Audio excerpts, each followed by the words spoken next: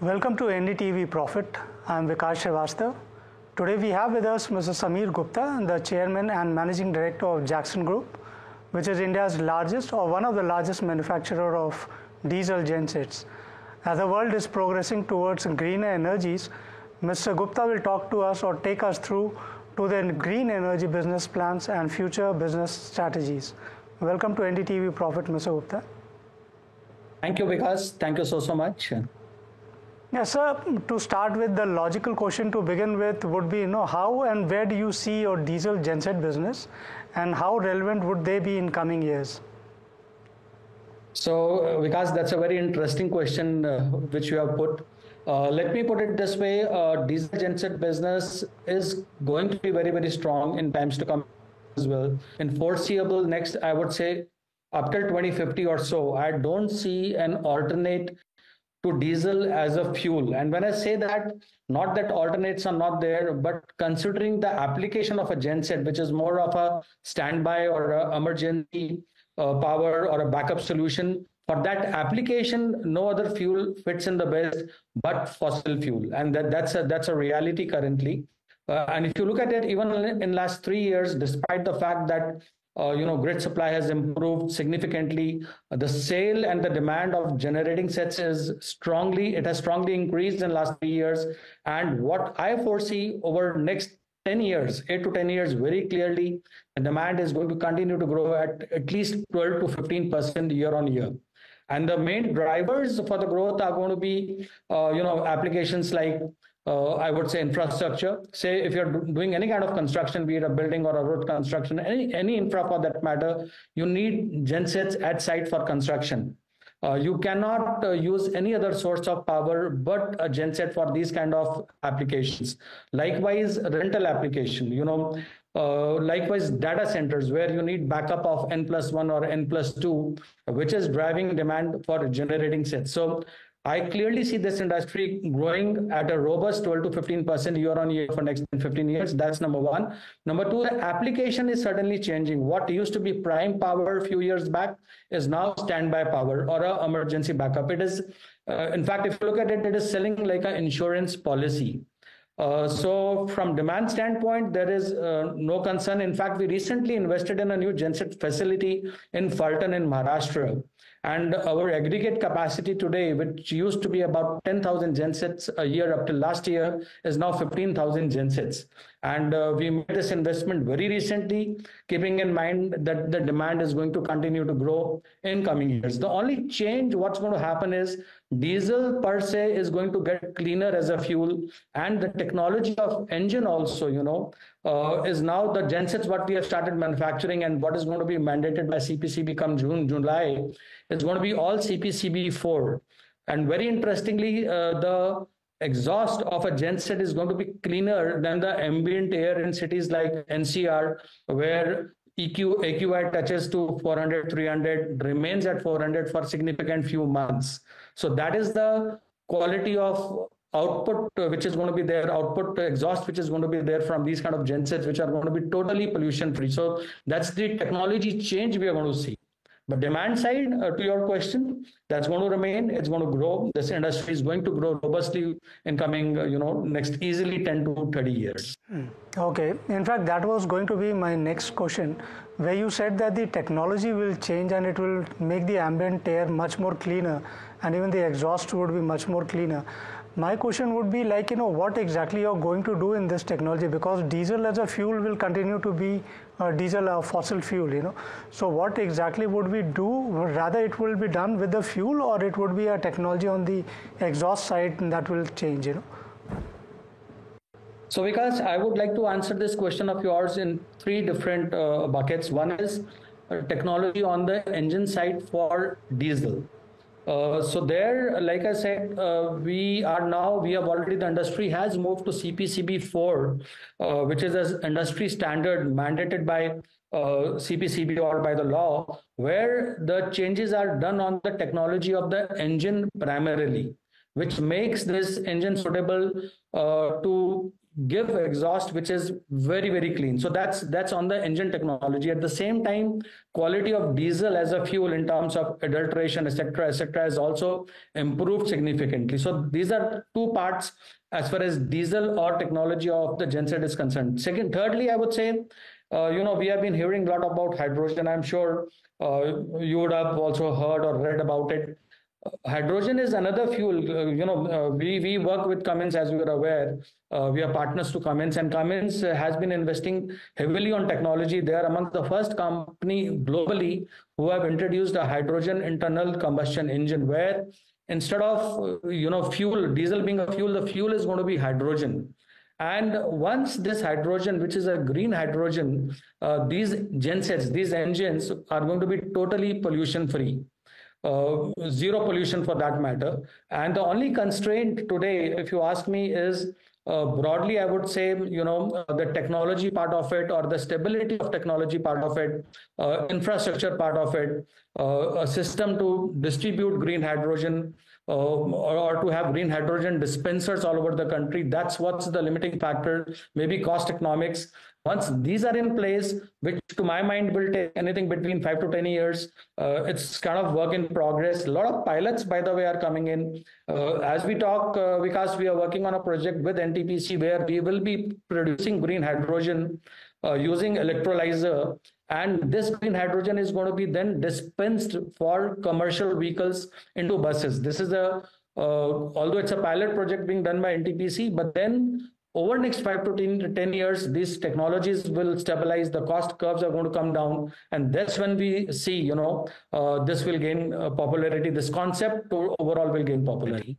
Right. I mean, there are very interesting questions that come out of it or emerge out of it. You are talking about using hydrogen as a fuel for gensets.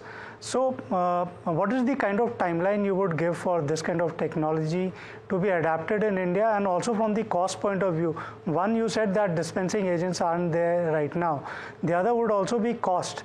So by when you think that would be more feasible, wherein company like Jackson would be using it? So Vikas, my guess is, as I said, a lot of pilots are happening, a lot of R&D work is happening, technology of electrolyzers per se. Electrolyzer, fundamentally speaking, it's a component which converts water, which splits water into two atoms, which is hydrogen and oxygen. And if the energy used in electrolyzers is green, the hydrogen so produced is called as green hydrogen, which is emission free. That's the very, very fundamental. Today, in last 3 or 4 years, a lot of electrolyzer manufacturers all over the world, including China or Europe or India, or US for that matter, they have come, but the technology has yet not stabilized in terms of efficiency, in terms of even power consumption of the electrolyzers, so on and so forth. So my guess is, what we were hoping as an industry 2 years back, that technology is going to stabilize by 2030 or so. My guess is it's not going to happen before 2035, between 2035 to 2040 time frame, to be very, very practical. In my mind, what probably solar was in 2012, where a cost of solar power used to be close to 10 rupees a unit, that's what green hydrogen is today.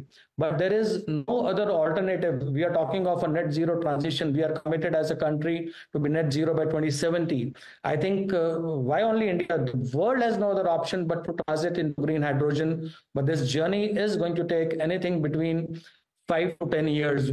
After 5 years, we will start seeing moves, but then stability won't come before next 10 years, because technology is not there, infrastructure is not there. There are challenges of storage, there are challenges of transportation of green hydrogen. So once all these things are in place and the cost curve starts coming down, that's when adaptability of green hydrogen is going to be a lot more there. Horizon clearly not before 2035. See. Also, give us some more, details about your green business plans, because we have read a lot about your renewable plans. You also plan to enter into battery storage, module manufacturing capacities you are setting up. So take us or take our readers or our viewers through your plans, in this green energy business. So coming to our green business, One is that on the distributed energy side, we are into solar rooftop. We have about 60,000 odd customers who have been using our gensets over the last 75 years. These customers, we are offering solar rooftop solutions, and within a short span of last 4 to 5 years, we're amongst top 5 solar rooftop companies in the country. That's one. Number two, we are also into manufacturing of solar modules. Our plant is based in Greater Noida. Our current capacity is 1.2 gigawatt, and we are committed to now make investment to take this capacity to 2 gigawatt, as a matter of fact, 2.2 gigawatt with a cell manufacturing also of 1 gigawatt. So that's something what you are going to listen or hear very shortly over the next 3 to 6 months. This is a committed investment which we are going to make into manufacturing of solar cells along with solar modules. So that's the second piece. Third piece is our solar IPP business. We have signed IPPs, PPAs worth almost 1 gigawatt, primarily with SECIs and NTPs, NHPCs of the world. And these are all going to come up in Rajasthan. We have a solar park there. And this is going to be close to approximately 4,500 crore of investment, which we are going to make over the next 2 years. And this doesn't stop here. This is just a beginning. We intend to now get into round the clock part, where it's going to be hybrid solution, which is going to be solar plus wind plus batteries. In fact, I will very happily share that we have one of the strongest design teams, backup teams in the country, which probably very few of our competitors would be having. We have that's the value we bring on the table: in-house design capabilities and in-house execution capabilities. I think to our feather, we have this feather on our cap of delivering projects before time. That's the reputation we have for our green energy business. It's a new outfit called Green Energy Private Limited, and this is in this company we are also doing solar EPC projects both in India and Middle East and Africa, and we are also getting into green hydrogen or green molecule business, not hydrogen per se. We are doing some pilots with NTPC in this company though, but green molecule business. Not only this, we have also invested into manufacturing of electrolyzers in our Greater Noida plant, which is part of Jackson Green again. Current capacity is just about 100 megawatt. As demand goes up, as technology stabilizes, we are going to focus more on this. This is the future, not immediate future though, but yes, we are pretty confident that demand for electrolyzers, both in India and overseas, is going to be pretty high 5 years from now.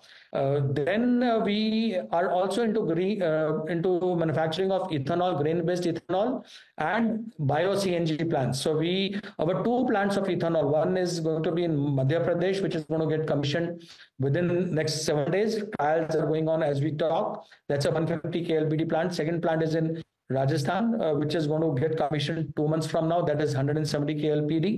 So this is ethanol, which is again renewable fuel, green fuel. Then 2 plants of bio-CNG, one in Balaghat, other in Karnataka, is what we have signed up for. Balaghat is going to be based out of it's in Sadat scheme, which is where we have tied up with BPCL. Karnataka, we have tied up with Gas Authority of India for selling the bio-CNG. Not only this, recently with the government of UP, we have signed an MOU for putting up 10 bio-CNG plants instead of Uttar Pradesh. We are scouting for land at the moment. Basically, we are just figuring out the feedstock, availability of feedstock, and basis that we are going to be freezing the locations. I think 2 of these locations we will be signing up or buying the land within month of May. That's what the plan is. But in next 1 to 2 years, we are going to come up with 2 plus 10 bio-CNG plants as well. So that's the overall plan what we have for our green business. Yeah, so that's a massive plan which you are planning to come up with in a couple of years. So what is the kind of capex you have planned for these projects, and if you can give a timeline for them as well? So Vikas, I'll go one by one. Let's talk of solar modules first. It's going to be in 2 phases. Total capex is going to be about 1,000 odd crores, out of which 500 we will end up investing within the next 2 years itself.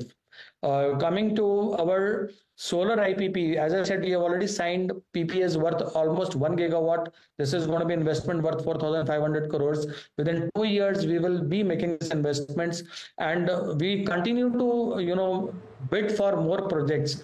I don't want to share the number, but we have strong plans even going forward for our IP business.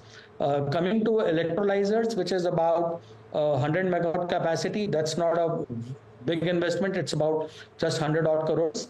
Each bio CNG plant we are talking about two, we have already signed 10. We have signed a MOU with government of UP. It's going to be around anything between 50 to 70 crores each plant. The two ethanol plants, one which, as I said, is going to be commissioned within this month, that is at a capex of 225 crore each of these plants, one in Rajasthan, other in Madhya Pradesh. So that's broad what's happening.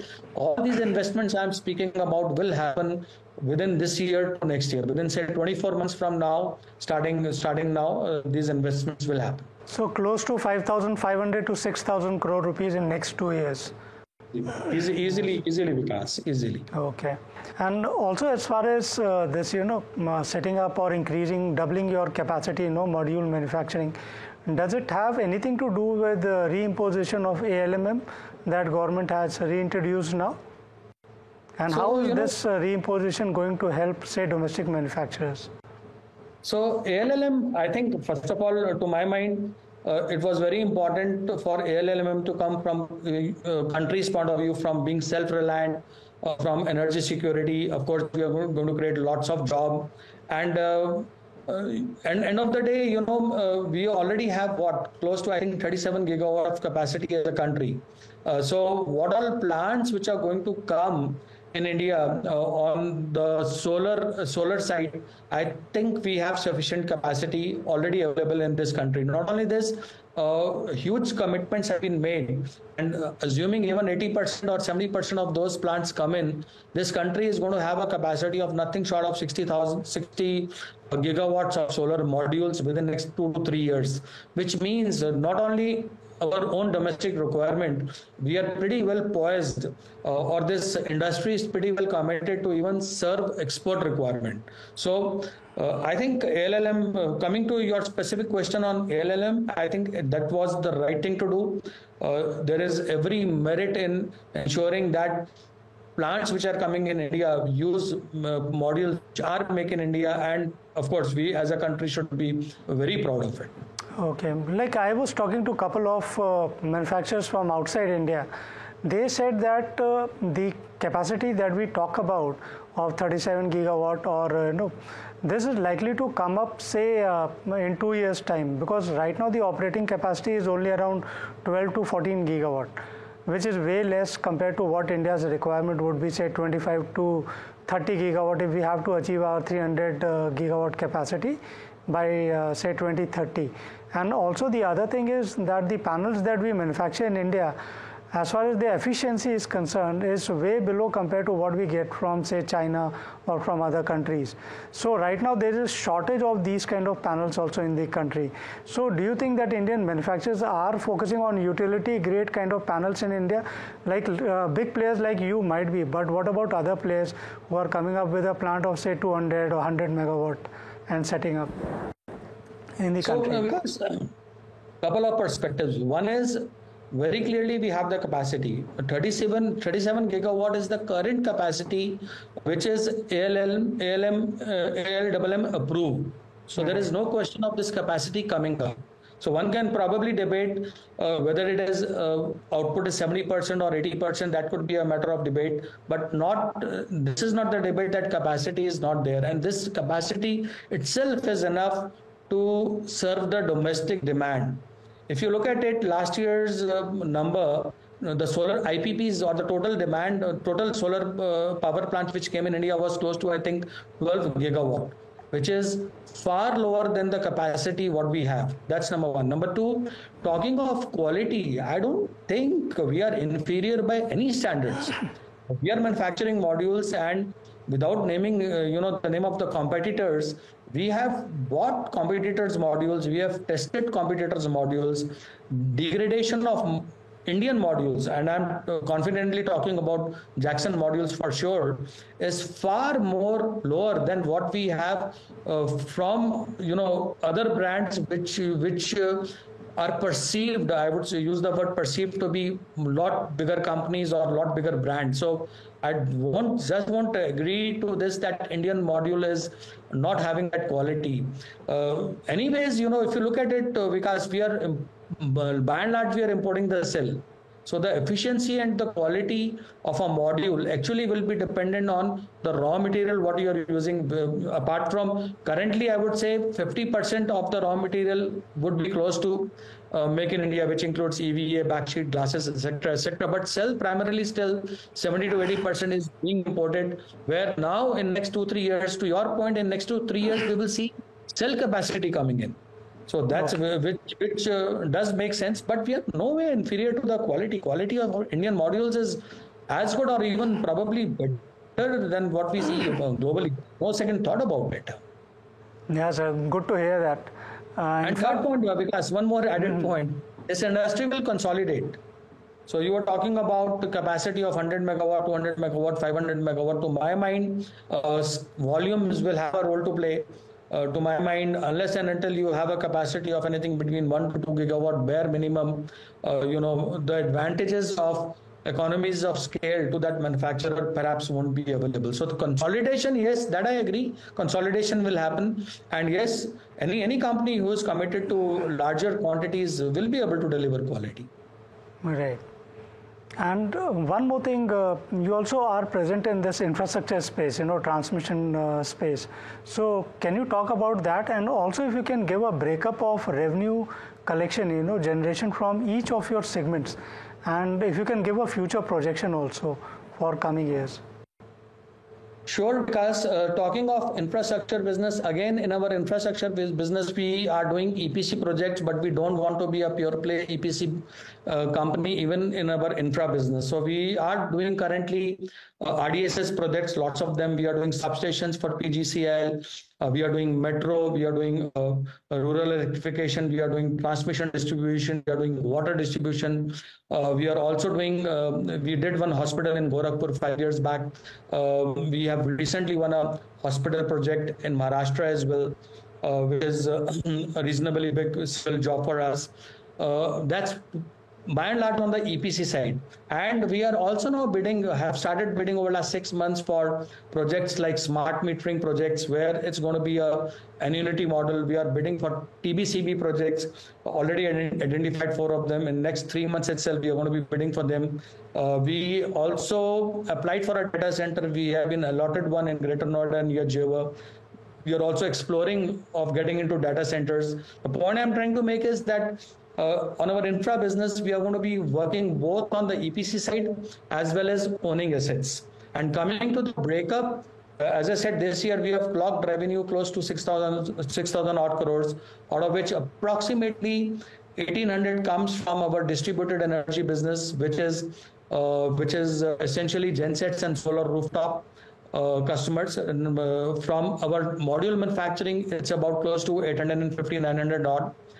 From our green energy business, which is essentially, I would say, solar EPC as well as green molecules, it's close to about 2,200 odd crore.